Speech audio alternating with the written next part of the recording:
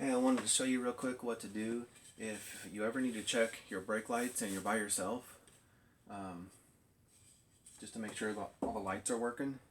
It's kind of hard to press the pedal on the inside and look back here, so I just made this little thing out of a piece of wood, and I just call it the one-man brake light tester, because that's exactly what it is. So what you're going to do is just go and get in the car,